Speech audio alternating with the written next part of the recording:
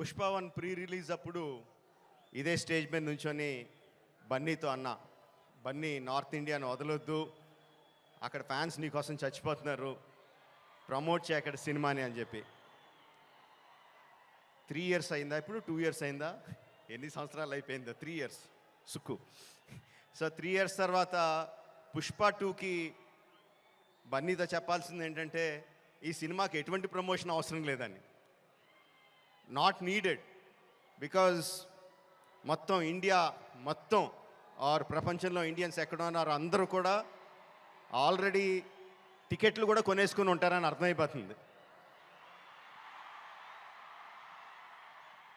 జనరల్గా ఏదైనా సినిమా ఫంక్షన్కి వచ్చినప్పుడు మనం ఏం మాట్లాడినా ఆ సినిమాకి ఏదో ఒకటి హెల్ప్ అవ్వాలి. హీరో గురించి మాట్లాడినా, డైరెక్టర్ గురించి మాట్లాడినా, అందులో మనకు నచ్చిన విషయాల గురించి మాట్లాడినా, మ్యూజిక్ గురించి మాట్లాడినా, ఆ సినిమాకి ఏదో రకంగా ఎంతో కొంత హెల్ప్ అవ్వాలని చెప్పి ఏదో ఒకటి మాట్లాడుతూ ఉంటాం. అండ్ ఈ సినిమాకి అవసరం లేదు, ఏం మాట్లాడక్కర్లేదు ఈ సినిమా గురించి. సో అందుకని సరదాగా జరిగిన విషయాన్ని, ఒక చిన్న సరదా విషయాన్ని పంచుకుంటాను. ఇన్స్టెడ్ ఆఫ్ సినిమాని పొగడం కన్నా సరదాగా జరిగిన విషయం ఒకటి పంచుకుంటాను మీతో. ఒక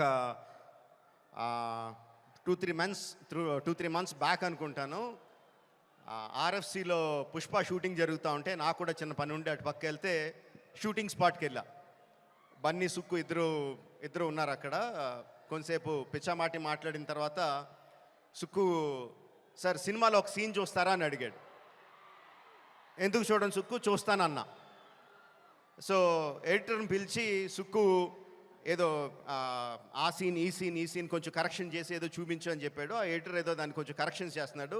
ఈ లోపల బన్నీ, సుక్కు ఇద్దరు నాతో డిస్కషన్ అండి. సుక్కు అంటాడు, ఎవరన్నా సీన్ చూసి సినిమా చూస్తావా అంటే నేను చూడండి అంటాను, ఆ తర్వాత వాళ్ళతో ఏం చెప్పాలో నాకు తెలియదు అంటాడు. బన్నీ అంటాడు, అవును కూడా, నేను కూడా అస్సలు చూడను, ఎవరన్నా చూపిస్తే వాళ్ళతో ఎలా మాట్లాడాలో తెలీదు, ఫేస్లో నా మొహంలో ఎక్స్ప్రెషన్ తెలిసిపోద్దా అంటాడు.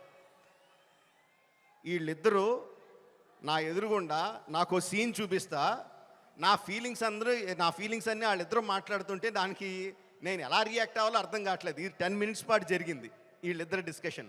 ఆ 10 మినిట్స్ తర్వాత సుక్కు నాకు సీన్ చూపించాడండి. Introduction scene of Pushparaj. ఆ సీన్లో సుక్కు హార్ట్ అటాక్ తెచ్చుకోకు, ఆ సీన్లో ఏం జరుగుతుందో చెప్పట్లా, ఆ సీన్ ఎంత బాగుందో చెప్తున్నాను అంతే. ఆ సీన్ చూసిన తర్వాత నేను అన్నది ఒకటే ఒక మాట,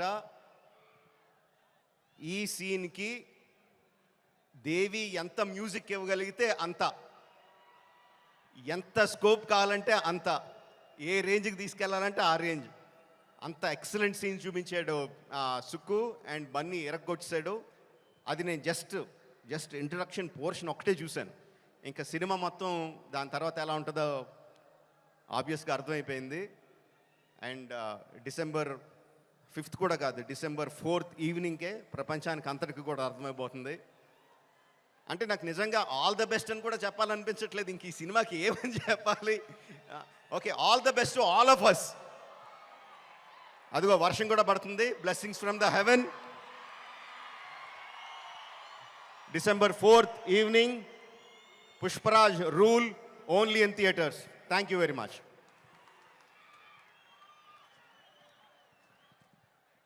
thank you so much. Rajamouli గారిని వేదిక మీదే ఉండవలసిందిగా రిక్వెస్ట్ చేస్తూ ఉన్నాము. అండ్ ప్రొడ్యూసర్స్ మన మైత్రి మూవీ మేకర్స్ నుంచి నవీన్ ఎర్నేని గారిని, అలాగే రవిశంకర్ గారిని వేదిక మీదకి రావాల్సిందిగా రిక్వెస్ట్ చేస్తున్నాము. చెర్రీ గారు టు ప్లీజ్ జాయిన్.